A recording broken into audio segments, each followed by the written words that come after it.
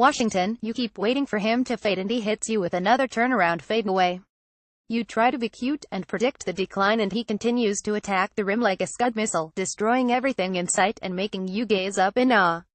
You take him for granted and he makes you appreciate him again. You could probably count on one hand the number of times in recent years that LeBron James was supposed to cede control of the title of the game's best player, but he keeps adjusting, keeps evolving and keeps finding new ways to confuse and amaze. James went supernova again, on a night when his team would have failed if he had done anything but explode against the Washington Wizards. But these moments become more admirable as he grows older, because you know this brilliance will eventually come to an end. With his 57-point performance in a game the Cleveland Cavaliers had to have, James was able to calm, for at least 24 hours, the panic that has suddenly surrounded a team that is realizing the difficulty in making 4 consecutive trips to the NBA Finals. The Cavaliers have had losing streaks since James returned, but never against 4 straight mediocre teams, and never in such lopsided fashion. They were in their 9th game of the season and desperately needed a win, like an old lady needs soft shoes, Dwayne Wade said after the Cavaliers' 130,122 victory. That they needed James to uncork one of the best games of his already legendary career hinted at the severity of the problems the Cavaliers have encountered this season, problems that feel different and won't be fixed as easily as in the past.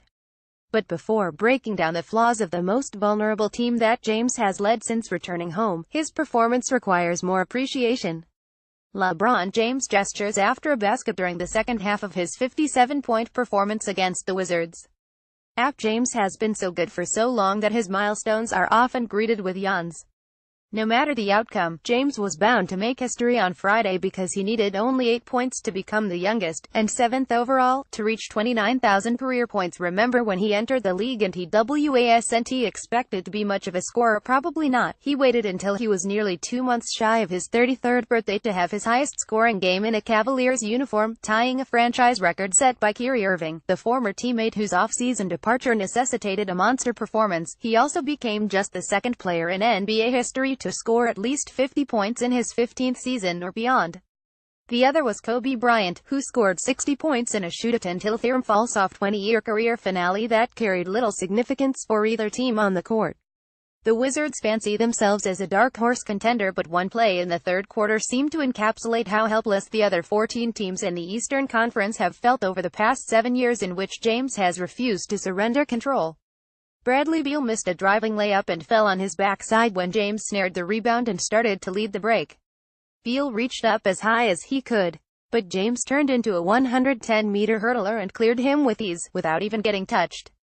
James has been tormenting fans in this building since most members of this Wizards team were in middle school. And the Wizards didn't help themselves by going single coverage with a Weebity lineup, which James brutally exploited, I guess. They figured at some point, I'd miss. I did. I missed 11 shots, said James, who made the same number of field goals as his jersey number. The Cavaliers' problems didn't end with James leaving, another reminder that he didn't leave his best scoring efforts behind during his South Beach sojourn.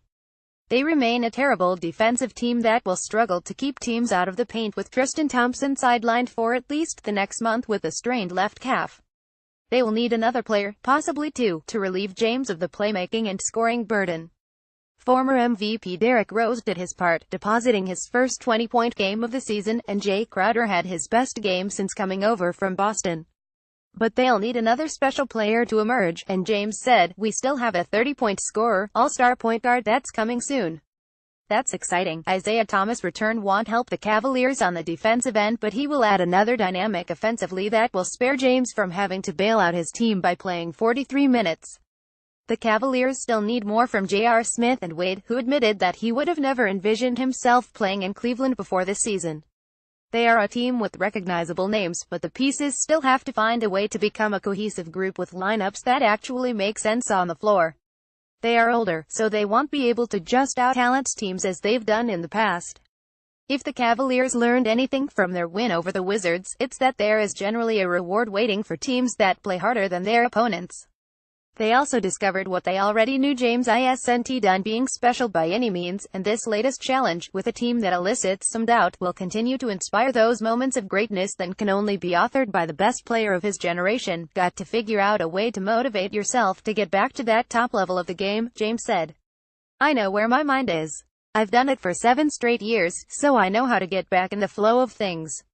I know how to mentally prepare myself for the long haul, so it's going to be challenging, but I think we should be up for it. More NBA coverage from Yahoo Sports.